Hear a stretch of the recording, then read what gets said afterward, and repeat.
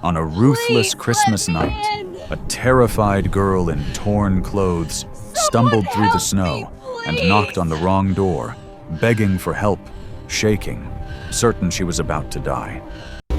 But the man who opened that door wasn't the groom she'd been promised. It was Jim Walker, a battle-scarred U.S. veteran who could read danger in a heartbeat, and Rex, his German shepherd trained to detect fear, blood, and lies. Within seconds, gunfire erupted, glass exploded, and masked gunmen swarmed the darkness. Jim dragged her to safety, but one look at the strange mark on her wrist told him this wasn't a simple rescue. That girl was the key to a hidden criminal empire, a secret so deadly it had already cost countless lives. That night, Jim and Rex didn't just protect a stranger. They stepped into a war they never asked for. The town of Pine Hollow lay buried under a brutal Christmas storm, a place swallowed by white silence and the weight of winter. Snow smothered the narrow roads, weighed down the towering pines, and turned every sound into a muffled echo. On nights like this, most people stayed indoors, huddled near fireplaces, but Jim Walker was never most people. He had returned from war 10 years earlier, carrying injuries no one could see, an ache in his chest that pulsed quietly in the nights he couldn't sleep, and memories sharpened by guilt.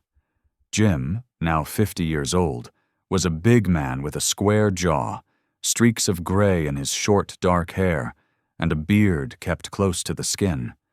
His eyes, a deep, tired blue, held the hardness of someone who had seen and survived too much. After decades in the military, including humanitarian rescue missions that went disastrously wrong, Jim had retreated to a modest wooden cabin deep in the Oregon woods to keep the world at a distance. His only companion was Rex, a 4-year-old German shepherd with a powerful frame, black and tan coat, intelligent amber eyes, and a mind always alert for danger. Rex was trained in scent detection and protection work from Jim's years helping local law enforcement, though Jim had long since stepped away from that too.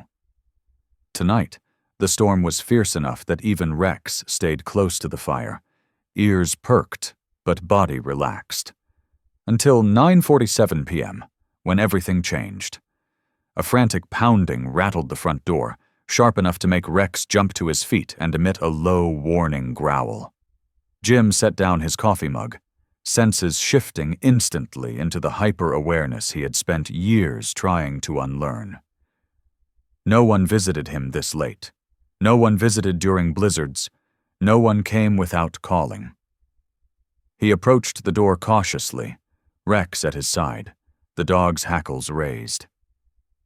When Jim pulled the door open, the storm surged in with a blast of icy wind, and in the center of it stood a young woman collapsing against the frame. She looked like she had wandered out of another world, or out of a nightmare. Elena was about 23 or 24, thin almost to fragility, her long dark brown hair soaked and sticking to her pale cheeks. Snow clung to the torn seams of her thrift store coat, 2 sizes too big for her slender frame, and her boots were nearly falling apart. Her skin was the kind that bruised easily, light, almost translucent under the cold, and her hazel eyes carried a mixture of fear and exhaustion so real, Jim felt it like a punch. She was shivering violently, her lips blue but still trying to speak. Are you Mr. Walker? The address matches. I was sent here. I'm supposed to be your bride. Jim blinked, convinced he'd misheard her through the wind. My what? Elena reached into her pocket with trembling fingers and pulled out a crumpled paper, but before she could unfold it, her knees buckled. Jim caught her by the shoulders, noticing how light she was, how her bones seemed to tremble beneath his hands. He smelled something else too, something sharp, metallic. Rex smelled it too. The dog snarled and took a protective step forward, nose raised toward her coat. Jim's instincts fired. He pulled Elena inside and shut the door. "Rex, down," he ordered, though the command came out tense. The dog didn't lie down. He never did when something smelled wrong. But he stopped advancing and instead began pacing in circles, nose low, tail stiff, growl rumbling in his chest. Elena looked at Jim with a pleading expression, her voice shaking. "I swear I'm not dangerous. They told me this was the right address. They told me you were expecting—" Rex cut her off with a sharper growl, head jerking toward her coat. Jim grabbed her gently but firmly by the arm and scanned her clothing. That was when he saw the faint, smeared patch on her sleeve. Gunpowder residue, unmistakable to someone who'd lived half his life around firearms. His stomach tightened. "Where did you come from?" he asked, more harshly than intended. Elena swallowed hard. From the bus station. They said someone would pick me up, but—" "Who's they?" Jim demanded. "The agency, the marriage agency." She said it with a kind of shame, her eyes lowering, as if bracing for judgment. But Jim wasn't thinking about that. Every instinct screamed something was wrong. Gunpowder on her clothes meant she had been close, very close, to a gun recently, and not in any innocent way. Rex suddenly froze, his ears snapping toward the window. Jim's body tensed. He recognized that posture. Rex was tracking movement. "Get down," Jim whispered. Elena didn't even have time to ask before the world exploded. The front window shattered inward as the first shots rang out, sharp cracks splitting the frozen air. Bullets tore into the wooden walls, splintering them like kindling. Jim tackled Elena to the floor just as Rex launched himself towards the doorway with a savage roar, the cabin filled with the chaos Jim knew too well, the metallic scream of bullets, the howl of wind through broken glass, the pounding adrenaline that erased hesitation. Elena screamed and covered her head. Jim kept her pinned low with one arm while reaching under the table for the emergency pistol he kept hidden there, a habit from a life he had tried to forget. "Stay down," he ordered, voice calm but steeled. "Someone followed you." "Followed me?" she choked out. "Why? I don't even know who'd—" Another volley of shots tore through the living room wall, sending debris spraying across the floor. Whoever they were close, and coordinated, and armed with suppressors. Jim could hear the softened pops, too precise to be random. This wasn't a robbery. It wasn't a mistake. Someone had hunted this girl through a blizzard and to his doorstep.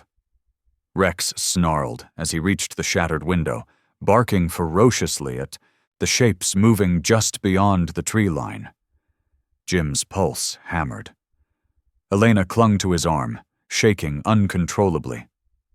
"Jim, please, please don't let them take me. I don't want to die." He looked into her terrified eyes, and something inside him shifted. The part of him that had once vowed to protect life, even when he failed. Snow roared outside like a living beast. Gunmen closed in, and Jim Walker realized this Christmas night would not end quietly. It had only begun. The gunfire outside finally faded into the storm, but the cabin walls kept trembling as if the cold itself held its breath. Jim Walker didn't hesitate.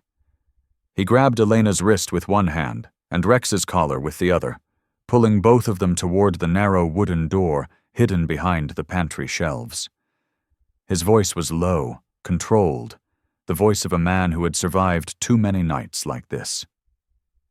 "Move. Now." The hidden door opened to a steep staircase descending into the safe room he had built years ago, a reinforced bunker left over from his days running private security in conflict zones. The air smelled of iron, dust, and gasoline. Bare bulbs flickered along the concrete walls as they moved down. Jim's boots pounded the steps with purpose, but Elena stumbled behind him, shaking from cold and fear. At the bottom, Jim turned sharply. "Stay behind me." His voice was calm, but beneath it lay the hard edge of a soldier sharpened by years of loss. A violent crash suddenly echoed above them, splintering wood, boots slamming into the floor, followed instantly by Rex's deep snarl. The German shepherd shot up the stairs like a streak of black and gold, moving with the deadly precision of a trained military dog. A scream erupted, cut short by the heavy thud of a body hitting the ground. Jim drew the knife strapped to his thigh and started up the steps. Elena's voice cracked behind him. "No, please, don't leave me alone." She looked young, exhausted, chestnut hair tangled against her cheeks, thin clothes soaked from snow. But it was the raw fear in her voice, not her appearance, that stopped Jim for a heartbeat. He nodded once. "Stay right behind me. Quiet." They ascended cautiously. At the top, Rex stood over an unconscious intruder, large, armed, dressed in a black tactical jacket. Blood streaked the dog's muzzle, his ears pinned back, ready for more. Jim stepped around the man and crouched to inspect him. His face was rough, unshaven, nose crooked from old breaks, the look of someone trained to kill quickly and silently. Jim pushed aside the man's jacket and froze. On the inside of the vest lining was a crescent-shaped insignia. A cold dread moved through him, colder than the storm outside. He grabbed the intruder's wrist. Inked into the skin was the same crescent. "No," he whispered. "It can't be." Elena hovered behind him, shaking. What is that?" Jim didn't answer immediately. Instead, he reached for her arm and gently pushed up her sleeve. Beneath the dirt and bruises was a pale birthmark, crescent-shaped, identical to the symbol on the intruder. His stomach dropped. He hadn't seen that symbol since his military years, during a classified intelligence case involving a powerful consortium of wealthy families who trafficked weapons, humans, and political influence. And at the center of that web was one dynasty feared across continents, the Petrov bloodline. Rumored, too, possess archives containing the names, crimes, and secrets of kings, politicians, cartel lords, and corrupt billionaires, information worth killing entire families to erase. Jim swallowed hard. "Elena, where did you get this mark?" She blinked, confused. I was born with it. Why? What does it mean?" Jim rose slowly. His voice had turned grave. "It means those men weren't here for me. They were here to kill you." Elena stepped back, shaking violently. No, that's impossible. I don't know them. I've never done anything. I'm just—" Jim cut her off gently. "A girl who arrived with gunmen on her heels? A girl who was mailed to my cabin like a package?" Her breath caught. "The agency. They said you ordered me, that you were the man I was supposed to marry." Jim stared at her, stunned. "I never ordered a bride." Her face drained of all color. Rex suddenly growled, ears snapping towards the broken window. Jim moved to look out. Through the storm he saw black SUVs crawling up the hill, headlights cutting through the snow. More of them. Dozens. He grabbed Elena's shoulders firmly. "Listen to me. Whoever sent you here knew exactly where they were sending you. You weren't being delivered for marriage." His voice hardened. "You were being delivered for execution." Tears welled in her eyes as she staggered backward. "Why? Why me?" Jim looked again at the crescent birthmark, the same mark tied to thousands of deadly secrets he once guarded. If she carried that symbol, she wasn't a random girl. She was the last surviving member of the Petrov family, a bloodline the criminal underworld would burn cities to erase. He whispered the truth like a sentence and a warning. "Because, Elena, you're the last Petrov." Outside, the wind howled, the SUV's engines roared louder, and lights crawled closer through the storm. Elena pressed her back to the wall, trembling uncontrollably. What do they want from me? Jim loaded a fresh magazine into his handgun. Not you. The information your family died to protect. Rex stood ready at Jim's side, muscles coiled. Jim took Elena's hand firmly. Stay close, we're getting out. The front door shattered under a massive impact. Boots, voices, commands filling the cabin. Jim pulled Elena behind a beam and whispered, steady and cold. They think you're an easy target. He chambered around. Let's disappoint them. The storm outside only grew more violent as the engines of the black SUVs hummed low in the distance. Jim Walker kept Elena and Rex behind cover while he scanned the tree line through the broken cabin window. The cold air bit his face, carrying the metallic scent of gun oil and blood. Jim's instincts, honed from decades of military service and private intelligence, told him the men in the SUVs weren't here for intimidation. They were here to finish a job. And they were waiting for someone. Either a command to attack again, or the arrival of a higher-ranking operative from whatever organization had marked Elena for death. Jim moved to the safe room panel again. We won't last a second wave in this cabin, he murmured. He grabbed a duffel bag from under the floorboards, a bag already packed with ammunition, medical supplies, and a rugged laptop. Rex stayed close, tension rippling through every muscle on his black and tan frame. The dog wasn't afraid. Rex had fought beside Jim through ambushes overseas. But now, even Rex sensed this wasn't routine. Jim turned to Elena. Her shoulders were trembling beneath the oversized wool blanket he'd thrown around her. Her face, young and pale in the lantern light, held the frightened confusion of someone whose world had shattered too quickly to process. Her chestnut hair, now dried, framed her thin face and made her look even younger than she was. She pressed her back against the wall, hugging herself. Jim, who are they? Why won't they stop? Jim crouched in front of her, his eyes serious. I'm going to find out, but first we need answers about you. She flinched. Me? I told you, I'm nobody. I worked at a diner. I lived quietly. Jim shook his head. Not with that mark on your wrist. Not with trained killers tracking you across state lines. He opened the duffel bag and pulled out a hardened military laptop. Scuffed from years of use, a faint government serial etched into the bottom. He connected it to the emergency power line in the safe room. The machine hummed to life, projecting a cold blue glow across the bunker walls. Jim began typing, navigating through encrypted archives he hadn't touched in years, archives tied to his former service in the Army's intelligence division, files that were supposed to be sealed forever. Elena watched him, her breath shaky. What are you doing? Running your name, or rather, the name you should have had. He typed Petrov Bloodline into his classified search hub.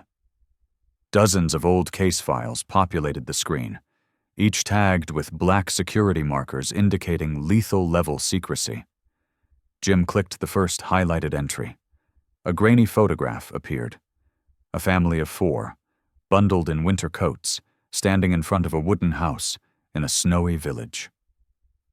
The mother was tall, with kind eyes and dark hair. The father had broad shoulders and a stern expression softened by a slight smile. 2 children. 1 boy, around 10, and 1 small girl with a round face and bright eyes, stood in front of them. Elena stared at the picture, her lips parted. My mother. Her hand rose to her mouth. That's her face. Jim swallowed. This photograph is from a village called Krasnoy, the home of the Petrov family. They were known record keepers, custodians of classified documents involving political corruption, human trafficking routes, offshore accounts, and transactions used by a criminal syndicate called... He clicked another file. The black circle. The name struck her like a blow. What is the Black Circle? Jim leaned back, exhaling. A shadow organization made up of wealthy families, rogue intelligence officers, and hired killers. They operate globally. No flags, no loyalties, only profit. 20 years ago, your family collected enough evidence to expose them. He clicked through more files. Maps, ledgers, intercepted communications. Your parents tried to bring this evidence to the authorities. Before they could, their entire village was burned to the ground. His voice lowered. I was on duty when the report came in. They told us it was an accident, a gas explosion, or rebels, something vague enough to be forgotten. Elena shook her head violently. I remember fire, smoke, my mother's voice telling me to hide, but I thought it was a nightmare. Rex nudged her hand with his nose, sensing her unraveling emotions. She gently placed her trembling fingers on his fur. Jim clicked deeper into the files. Your mother wasn't just some local woman. She was the last archivist of the Petrov evidence, and the Black Circle spent the next 2 decades trying to find out if any survivors remained. Until recently. He tapped the screen. Your birthmark showed up in a flagged biometric registry. She blinked. What registry? Jim hesitated. The one belonging to my former agency. Elena froze. Then, someone in your agency is helping them. Jim rubbed his jaw, a jaw marked by old scars and the shadow of stress he tried to hide. Yes, some of my old colleagues were corrupted long before I retired. There were whispers, files that went missing, missions altered at the last second, but I didn't know how deep it went. A faint beeping interrupted him.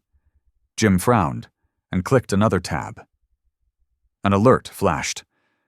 Unauthorized access. Petrov file requested origin. Internal. Elena stiffened. Jim, what does that mean? It means someone inside my old agency is actively pulling your case file in real time. The screen updated again.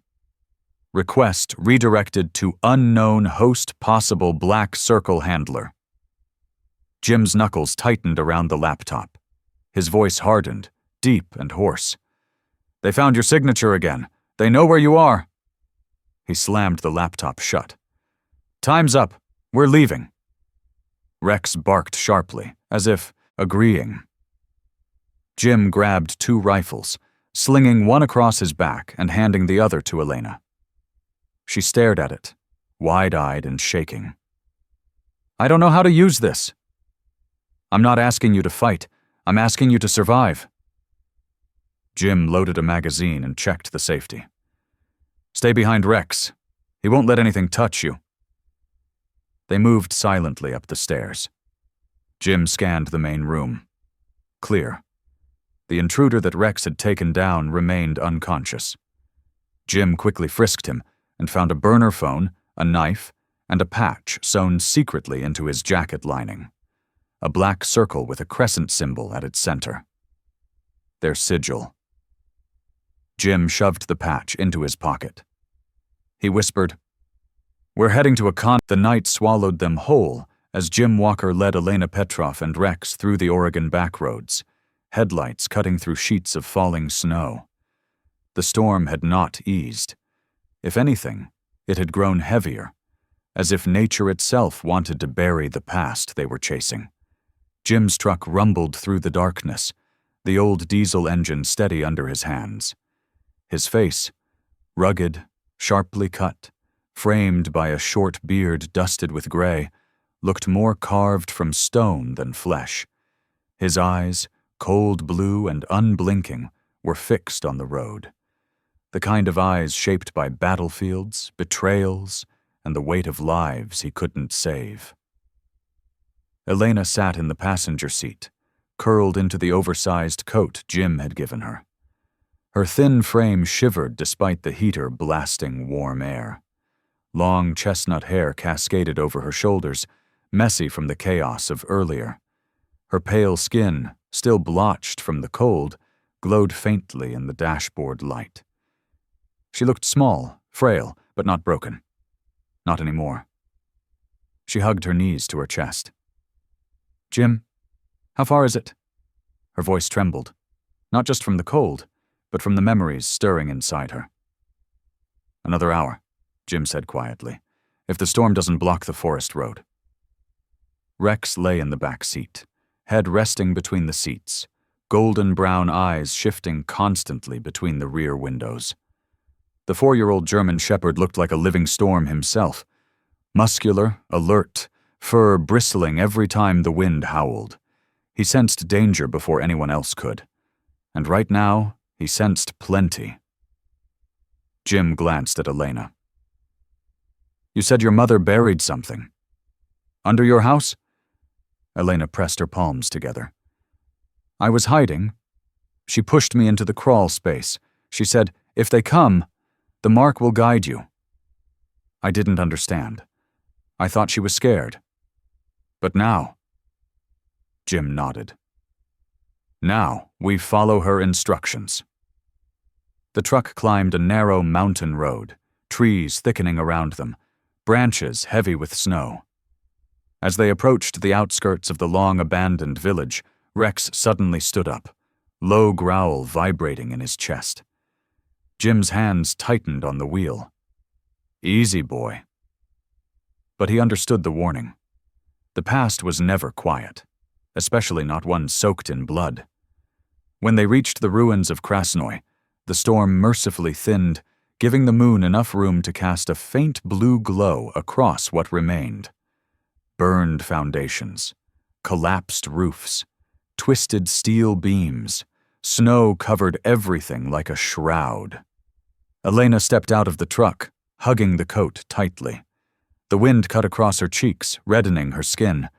Her eyes scanned the dead village slowly. "I remember this road. I used to play here. My brother and I would..." Her voice broke. Jim placed a steady hand on her shoulder. "Take your time." Rex sniffed the ground, ears alert, tail stiff. Jim followed him toward what used to be a small house, the Petrov home. Nothing remained except charred stones and the rusted frame of a staircase leading nowhere. Elena stood trembling at the threshold. "This was my house."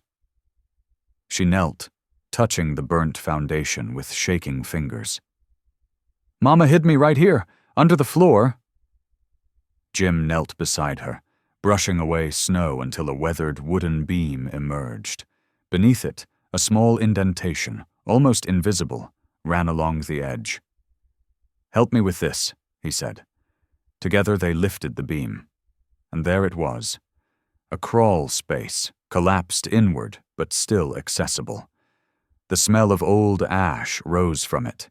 Elena covered her mouth. This is where I survived."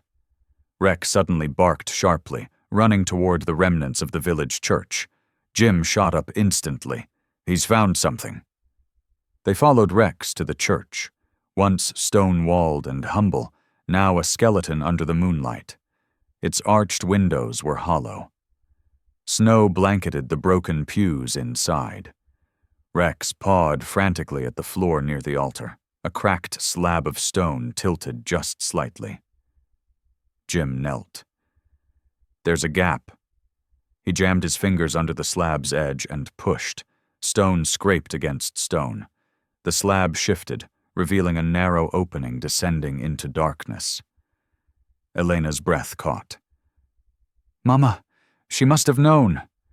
Jim pulled a flashlight from his belt and dropped into the narrow shaft first. "Stay behind me."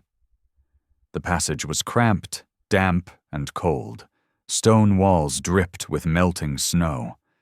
The air smelled like earth and old secrets. The tunnel led them to a small underground room. Reinforced walls, a rusted metal cabinet, and a wooden crate sealed with wax. Elena's knees nearly buckled. "This is it. This has to be what she hid." Jim checked the perimeter, then knelt beside the crate. The wax seal bore the crescent symbol, identical to the mark on Elena's wrist. She touched it with trembling fingers. "Open it," Jim said softly. She broke the seal. Inside were stacks of documents, yellowed, preserved, tied with aged string. Jim lifted the top file. His breath tightened. Good God! Each page was explosive. Lists of trafficked victims, photographs of children, maps of routes spanning continents, offshore accounts tied to senators, CEOs, military contractors. Every document painted a web of corruption darker than Jim feared. Elena covered her mouth as tears streamed down her cheeks. "My parents, they died protecting this." Jim found a separate envelope addressed in delicate handwriting. "For Elena." He handed it to her. Elena opened it slowly. Inside was a letter.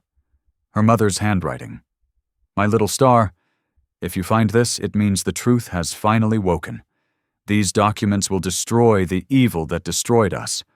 Trust the man who protects you. Trust yourself. The mark will show the way." Elena pressed the letter to her chest, sobbing. Rex nudged her gently, whining. Jim squeezed her shoulder. "Your mother was braver than any soldier I ever met. You're alive, because she believed the truth would matter someday." Behind them, the wind hollowed through the tunnel like a warning. Jim stood. "We need to get this out of here. Once the Black Circle realizes we're not dead, they'll come here next." Elena wiped her tears, standing straighter than before. "Then let's finish what my family started." Rex barked sharp. The wind shifted the moment Jim Walker, Elena Petrov, and Rex emerged from the underground chamber beneath the ruined church. The air no longer carried only the chill of the storm. It carried motion, footsteps, distant engines, the low vibration of men spreading out across the dead village. Jim felt it in his bones before he heard anything. Years of training had carved instincts sharper than steel into him.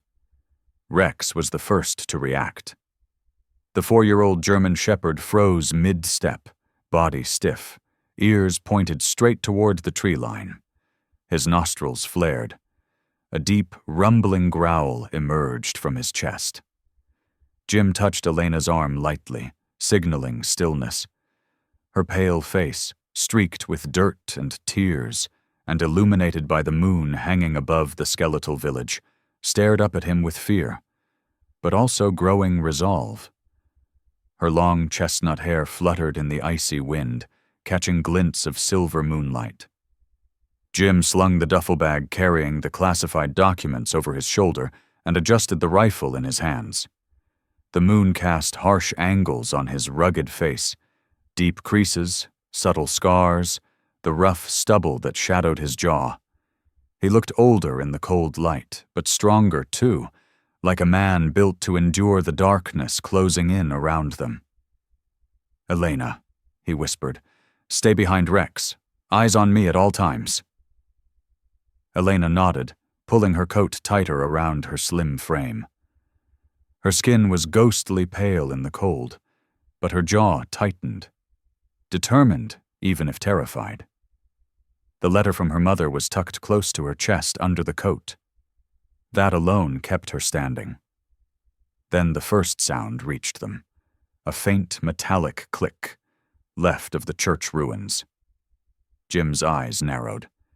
"Tripwires!" Rex barked sharply, deep, urgent, a warning learned from countless missions. Jim scanned the snow. Something was wrong. The snow looked uneven, like it had been disturbed and packed back down. He crouched, brushing his gloved fingers across the surface. A faint vibration hummed beneath. No homemade device had that level of sophistication. This was military grade. "Elena," he said slowly, "move exactly where I tell you. Rex just saved us from getting blown into the next county." She swallowed hard. "There are bombs. Enough to vaporize half this hill." The Black Circle had prepared a trap, They expected Jim to flee upward toward high ground. They wanted Elena dead, the evidence buried with the snow. A voice crackled through the wind. "Walker," male, amplified by a loudspeaker, confident, young, aggressive, someone who enjoyed the hunt. Jim exhaled. "That'll be their field, Commander." From behind a fallen steeple, a silhouette stepped into the open. The man looked mid-30s, tall and lean, built like someone carved from stone. His hair was short and dark, his jaw square and clean-shaven except for a sharp shadow of stubble. He wore a black tactical coat, body armor, and carried an FN SCAR rifle. A crescent-shaped tattoo, the same symbol Jim had seen on the intruders, snaked across the man's throat. His eyes were icy gray, predatory and calm. He smirked when he spotted Jim. "We finally meet. The infamous ghost of Kandahar." Jim's jaw tightened. "You must be the one who sends children to do your killing." The commander laughed. "When the council learned the Petrov girl was alive, they sent me personally. I'm honored you took the bait." Jim kept his rifle aimed but didn't fire. The commander was stalling. That meant his men were moving into flanking positions. Rex growled again, louder this time. "Elena," Jim whispered, "down." They both dropped just as the first volley of gunfire tore through the church ruins.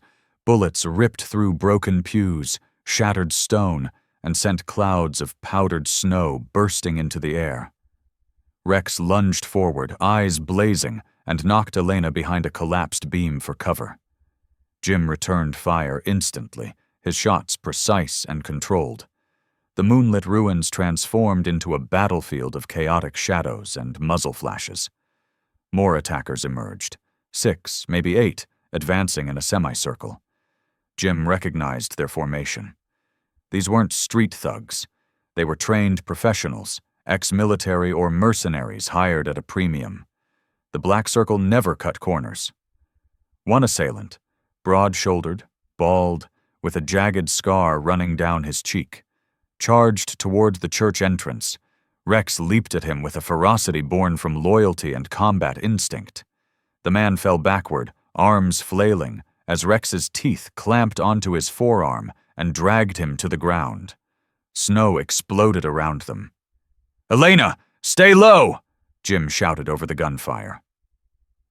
Elena crawled behind a slab of concrete, her breath short and panicked, but her mind sharp enough to clutch the duffel bag, with the documents tightly to her chest. The moon cast trembling shadows on her face, and she fought back fear with every breath. The commander shouted, "Keep the girl alive! Kill the others!" Jim rolled behind a collapsed support beam and fired 3 shots. One attacker fell, another staggered. A grenade clinked on the stone floor nearby. Rex barked, a sharp alarm. Jim didn't hesitate. He grabbed the grenade and hurled it back toward the attackers. The explosion lit up the ruins in a blinding flash, blowing out chunks of the old church foundation. The commander snarled through the smoke. "Walker, she's ours, and you know why." Jim shouted over the wind. "You tortured a village for these documents. You're not getting her." The man laughed coldly. "And you think one broken soldier and a dog will change that?" Jim's eyes hardened. "I've seen smaller odds." Gunfire resumed, louder and closer. Rex sprinted toward Jim's side, teeth bared, fur bristling. Jim used the momentary distraction to move toward Elena. "We're leaving now!" he barked. Elena stumbled out from behind her cover. Jim grabbed her hand, pulling her behind him as they darted through the shattered remains of the church. Bullets zipped past, shredding wooden beams and stirring clouds of ash and snow. Rex ran ahead, weaving between pillars, guiding them away from the kill zone. He stopped abruptly at a patch of snow near the church's side door, barking frantically. Jim understood instantly. Another explosive. He yanked Elena back just as the device detonated prematurely, triggered by the commander's miscalculated timing. The blast sent attackers tumbling and bought them precious seconds. Jim seized the opportunity. "Rex, Route 3!"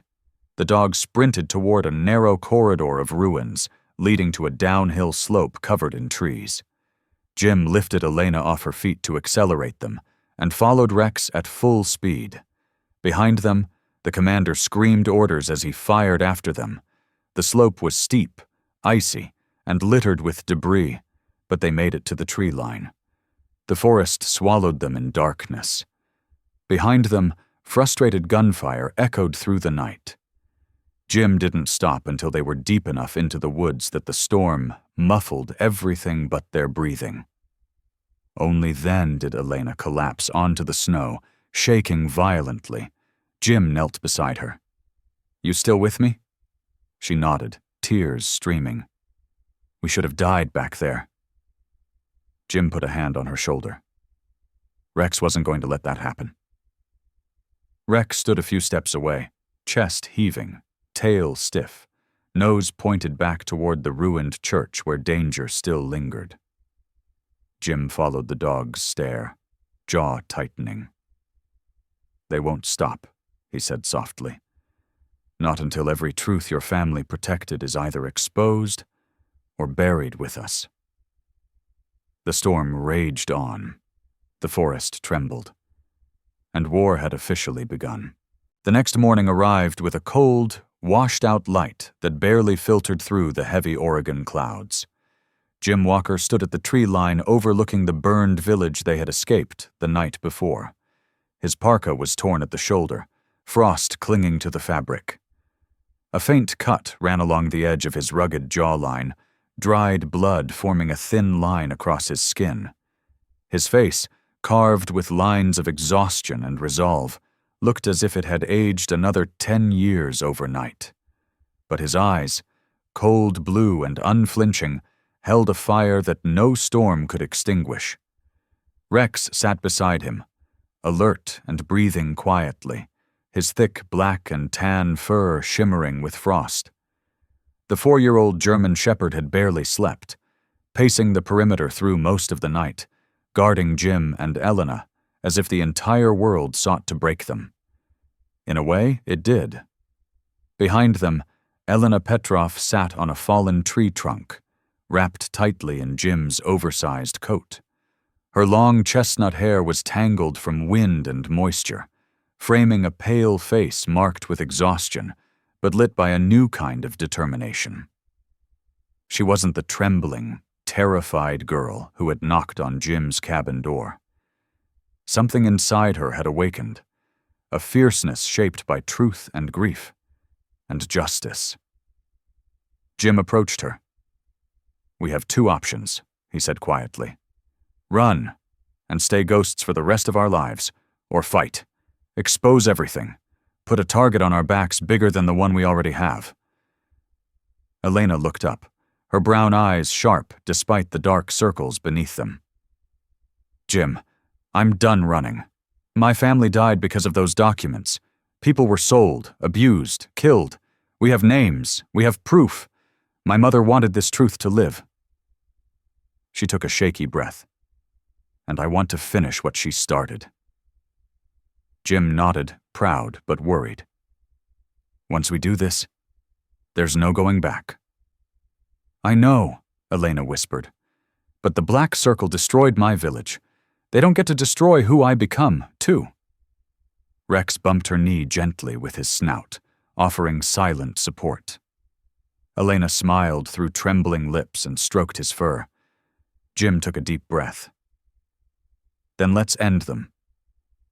The next 48 hours were a blur of movement, secrecy, and strategy.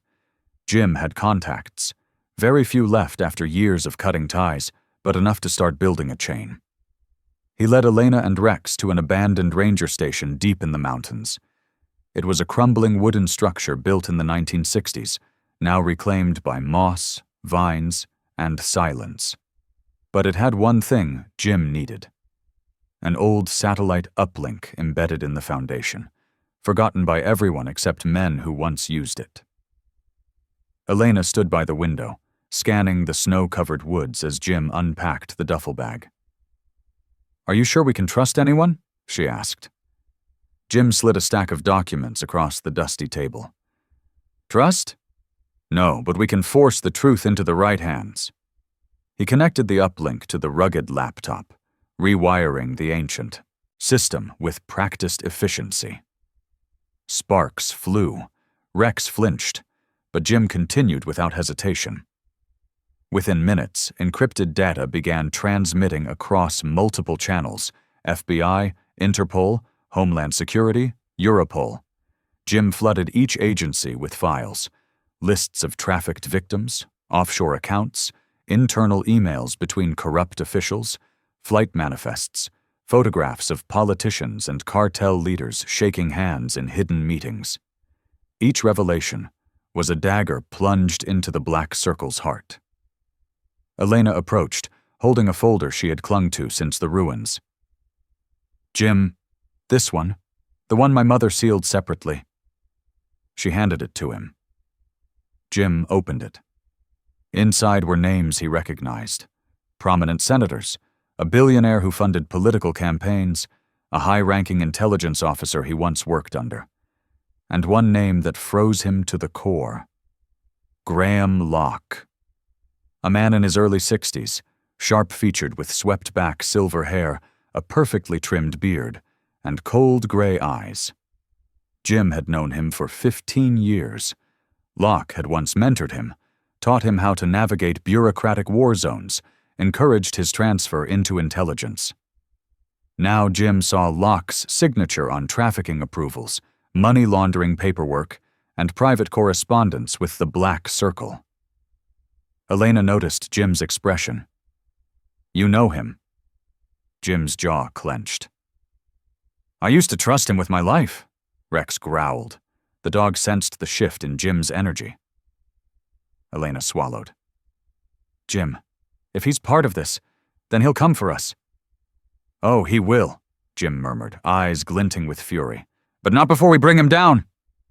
He scanned the final page of the folder, a detailed blueprint of the Black Circle's command hierarchy. At the top was a symbol: the Black Circle with a crescent moon. Beneath it, Graham Locke's name stood in bold print. Elena felt the weight of the revelation. "He's the leader," Jim looked at her, "and the reason your family burned." A heavy silence fell between them. Finally, Jim closed the folder. "We send everything, all at once." Elena stepped forward, her thin frame trembling but her voice strong. "Let me send it, Jim. My family deserves that." Jim hesitated, then nodded. Elena sat before the laptop. Her fingers hovered above the keyboard, trembling not with fear, but with the profound weight of history. She selected all transmission lines, encrypted the files with a key her mother had encoded years ago, and pressed send. The data shot across global networks like lightning. Across cities, agencies, and courtrooms, alarms flashed. Within hours, the world shifted. That evening, news exploded internationally. Jim and Elena listened to radio waves crackle through the old station's emergency scanner. The voices of multiple anchors came through, layered and chaotic. Massive international arrests. Dozens of high-ranking officials detained. Human trafficking rings dismantled. Interpol raids still underway. Leaders of the Black Circle believed to be in hiding. Elena covered her mouth, tears streaming silently. "Jim, we did it." Jim placed a hand on her back, steady. "Your family did it. We just carried the torch." Rex barked softly, tail thumping once on the floor, but not all voices on the radio were celebratory. "Manhunt underway for fugitive intelligence officer Graham Locke, believed to be orchestrating retaliation." Jim's face hardened like steel. "He won't go down quietly." Elena looked at him, eyes blazing with a mixture of fear and courage. "Then we face him, together." Jim nodded slowly. Together. Outside, the sun dipped behind the mountains, casting long shadows across the snow. And somewhere in those shadows, the Black Circle's final serpent was already slithering toward them. War wasn't over. It had only changed shape. The storm finally broke after 3 brutal days, leaving the Oregon mountains washed in a pale silver calm. For the first time since Jim Walker had opened his cabin door to a terrified stranger, silence no longer carried the weight of danger. It carried the promise of survival. And for Elena Petrov, once the hunted heir of a murdered bloodline, silence finally meant freedom. She stood at the frozen ridge overlooking Pine Hollow, wrapped in the thick winter coat Jim had given her, the morning sun turning her long chestnut hair into strands of warm gold. Her face, once hollowed by fear and sleepless nights, now had color again. She looked stronger, steadier, carrying herself with the quiet resilience of someone who walked through fire and emerged tempered rather than broken. Behind her, Rex moved across the snow with steady, loyal steps. The 4-year-old German shepherd brushed his nose gently against her hand, reminding her she was not alone. Even now, his ears stayed alert, always listening, because Rex understood better than anyone what had been lost and what still needed rebuilding. Jim climbed the ridge toward them, boots crunching against the frozen ground. In the early light, every rugged detail of his face showed clearly. The stubble touched with gray, the deep lines carved by battles no one else had seen, the faded scar across his cheek. His broad shoulders filled out the familiar military cold-weather parka, and though exhaustion lingered in his eyes, a solid, unshakable resolve radiated from him. "You're up early," he said quietly. Elena smiled, a small, real smile. "It feels strange, not having to run." Jim stood beside her, scanning the valley with the instinct of a soldier who had survived too much to ever fully rest. Even with the Black Circle dismantled, its leaders dragged from their hiding places, and their network torn apart across multiple countries, Jim knew darkness didn't die. It scattered, retreated, and waited. But so could he. Elena inhaled deeply, her breath blooming in the cold morning air. "Sometimes I still wake up thinking I'm in that burned village, hearing my mother telling me to hide." Jim's expression softened, something only few had ever seen. "You don't have to hide anymore," he said. She turned to him, eyes filled with quiet emotion. "Because of you." Jim shook his head. "Because the truth finally came to light. We just helped it get there." Elena stepped closer, voice trembling with faith. "Jim, I know you don't like hearing this, but I believe God sent you. To protect me, to bring justice, to finish what my family died for." Jim looked away, swallowing back the weight of emotions he rarely showed. "I don't know about divine timing," he murmured. "But I do know this. When innocent people are hunted, someone has to stand between them and the darkness." Rex barked softly, as if agreeing. Elena knelt beside him, running her fingers through his warm fur. "This brave boy saved me just as much as you did." Jim allowed himself a faint smile. "Rex always knows who needs protecting." They looked out over the valley where, days earlier, federal agents had raided bunkers, seized accounts, and rescued victims whose names had lived in the Petrov archives for years. Hundreds freed, dozens arrested, secrets exposed. The Black Circle, once a shadow empire, now lay broken under the world's harshest light.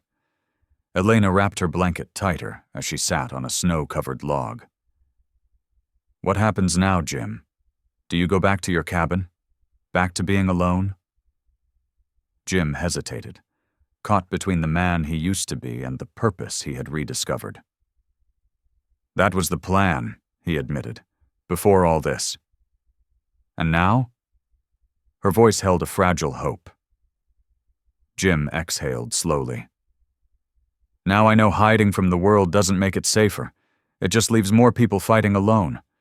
I thought I was done, with missions, with danger, with saving strangers. But watching what your family sacrificed, what you survived, it reminded me that the fight never really ends. Not for people like us. Elena looked up, breath catching. So, you're not leaving?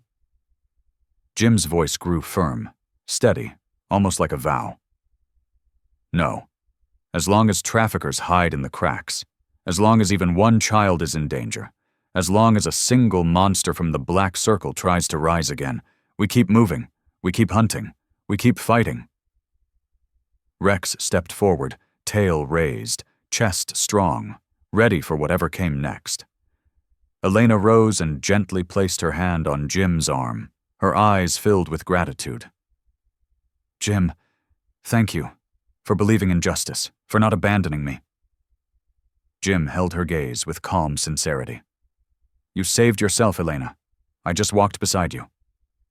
She shook her head softly, tears glimmering. Kong. Chua jungguian jen jung toi Jim. Jim breathed in the cold mountain air, eyes softening with a quiet acceptance he rarely allowed himself to feel. Then he gave a single, resolute nod. Mien la kai ach kon tontai. Chung ta kon chien jiao. Rex barked sharply, a clean, decisive sound, like a promise sealed by both man and beast. And as the three of them stood side by side, the sun rose fully over Pine Hollow, washing the valley in golden light. Justice had won its first battle, and they were far from finished. In the quiet after the storm, Jim, Elena, and Rex learned something we often forget in our own lives. When the world feels darkest, God still sends light, sometimes through a stranger, sometimes through courage, sometimes through a loyal heart with 4 paws. What happened in those frozen woods wasn't just survival. It was a reminder that miracles don't always arrive with angels. Sometimes they look like a weary veteran who refuses to give up. Sometimes they sound like the steady heartbeat of a dog that never leaves your side. And sometimes they live inside the choices we make when fear tells us to run. May this story remind you that evil can be exposed, justice can rise, and broken people can find purpose again when they choose to stand in the light instead of hiding in the shadows. If you're watching this right now, remember, God still works through ordinary people to do extraordinary things. And He can work through you too, right where you are, in whatever battle you're facing. Share this story so more people can feel hope again. Comment your thoughts. You never know who your words might inspire. Subscribe.